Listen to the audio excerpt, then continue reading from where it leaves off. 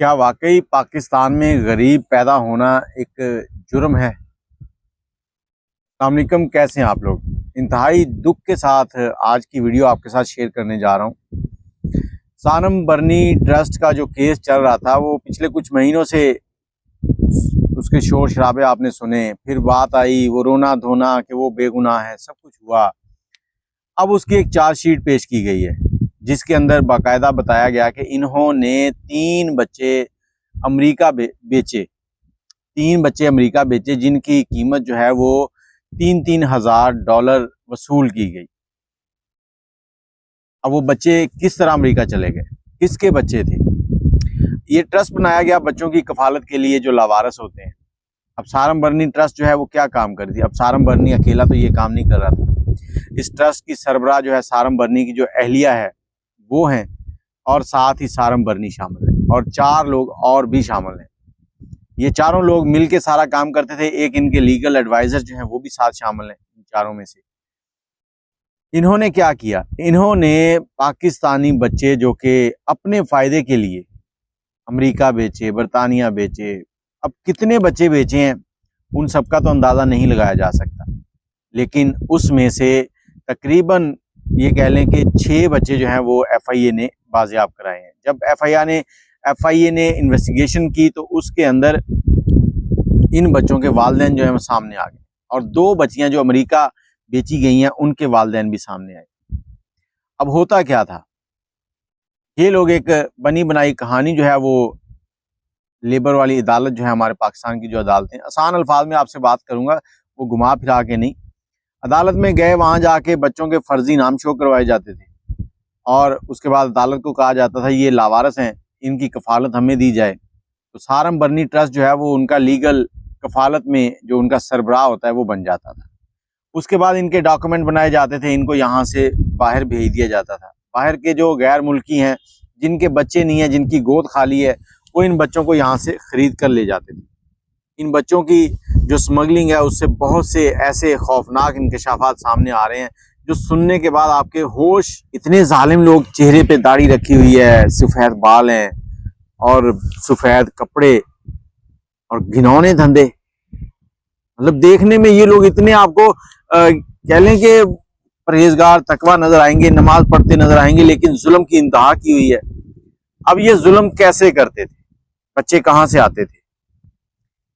पहला काम तो ये डालते थे कि इनके जो एजेंट हैं वो ऐसे लोगों को ढूंढते थे जो गरीब हैं, जो अपने बच्चों की कफालत नहीं कर पाते। मैंने कहा ना कि इस मुल्क के अंदर बच्चे पैदा करना या आपका पैदा होना एक जुर्म है। अगर आप गरीब हैं तो आपने जुर्म किया है यहाँ पैदा होके। आपकी सरकार आपके लिए कुछ नहीं कर रही। वो एजेंट ऐसे वालिदैन को ढूंढते थे जो गरीब हैं, बच्चों की कफालत नहीं कर सकते, उनको 1-2 लाख 3 लाख दिए और उनसे उनके जिगर गोशे जो हैं वो खरीद लिए। उसके बाद वही बनी बनाई कहानी कि ट्रस्ट के बाहर इनको कोई छोड़ गया है और इनके फर्जी नाम रखे जाते थे ताकि दोबारा कभी वो मिल ना सके। एक हैरान कुन तफसीलात के मुताबिक ये जो जनवरी 2024 चल रहा है, इसके पहले 4 महीने जो थे ना, उनकी जो रिपोर्ट आई थी उसके अंदर 220 बच्चे जो गुमशुदगी के वाकयात दर्ज हुए थे वो पंजाब से थे, और इसी के लगभग सिंध से भी इतने ही बच्चों के वाकयात जो गुम होने के हैं वो दर्ज हुए हैं। वो बच्चे आज तक नहीं मिले। ये तो वो वाकयात हैं जो आपके सामने इंदराज हो चुका है। इंदराज के बगैर बहुत से वालिदैन जो अपने बच्चों को ढूंढ रहे हैं, और बहुत से ऐसे वालिदैन जो अपने बच्चों को खुद से जाके बेच देते हैं क्योंकि पैसा नहीं है, बच्चों की कफालत नहीं कर सकते। वो ये सोचते हैं कि 4 बच्चे हैं, एक चला भी जाएगा तो पिछले जो हैं 3 उनकी जिंदगी तो थोड़ी ठीक हो जाएगी, कि 2-4 महीने 6 महीने उनकी कफालत तो अच्छे से कर सकेंगे ना। यही काम चल रहा है। अब सारम बर्नी ट्रस्ट जो है, इनकी अहलिया जो है उनकी रिमांड दिया गया था, लेकिन उन्होंने बाहर से अपनी जमानत करवा ली है, अबूरी जमानत हो चुकी है। ये बच्चे जो सेल करते हैं, ये सिर्फ उन लोगों को सेल नहीं करते जो जरूरतमंद होते हैं, ये उन ग्रोह को भी सेल करते हैं जो गुर्दे निकालते हैं, उन लोगों को भी सेल करते हैं जो ऊंटों की रेस लगाते हैं, उन ग्रोहों को भी सेल करते हैं जो बच्चों से भीख मंगवाते हैं। जब बच्चे की शिनाख्त ही चेंज कर दी तो वो बच्चा सारी उम्र नजर नहीं आएगा कहाँ गया। ऐसे लोगों को सजा क्यों नहीं होती, मुझे ये हैरानगी है।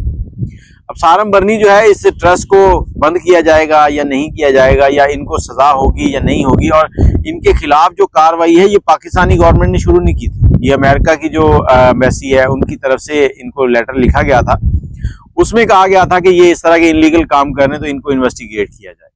लेकिन आज तक सारम बरनी ट्रस्ट यही रोना धोना रो रहा था कि हमने ऐसा कोई गलत काम नहीं किया, क्योंकि ये बच्चे की शिनाख्त मिटा के उसको नई शिनाख्त के साथ लावारिस जाहिर करते थे, और उसके बाद उसकी जो कफालत है वो अपने जिम्मे ले लेते थे। अब कफालत आपने अपने जिम्मे ले ली है और बच्चे की शिनाख्ती तब्दील हो गई है, उसके बाद उसका कौन वारिस आएगा? इन संगीन जराइम के मुजरिम जो हैं, इनको क्या सजा मिल पाएगी? मुझे नहीं लगता, लेकिन मैं फिर भी कुछ नहीं कहना चाहता। हो सकता है सजा मिल जाए, लेकिन जितने ये बाअसर हैं, मुझे नहीं लगता कि इनको कोई सजा मिलेगी। ये ऐसे ही दंदनाते रहेंगे। आज सारम बरनी ट्रस्ट है, कल किसी और नाम से नया बनाएंगे, फिर यही घिनौना धंधा शुरू कर देंगे, क्योंकि ये लोग जब तक सजा नहीं हासिल करते, अब जो नया ट्रस्ट बनेगा, अब ये तो एक ट्रस्ट सामने आया, इस तरह के हो सकता है कि हजारों ट्रस्ट चल रहे हों जो ऐसे ही काम कर रहे हैं। ये तो एक सामने आ गया ना। अब हमारे इदारे जो बच्चों की हिफाजत के लिए यहाँ पे कानून बनाए जाते हैं, अदालतें बनाई जाती हैं, कहाँ है? सब पे एक सवालिया निशान है।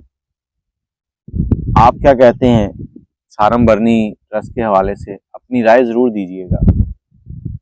अपने बच्चों का ख्याल रखें, अपना ख्याल रखें। अल्लाह हाफ़िज़।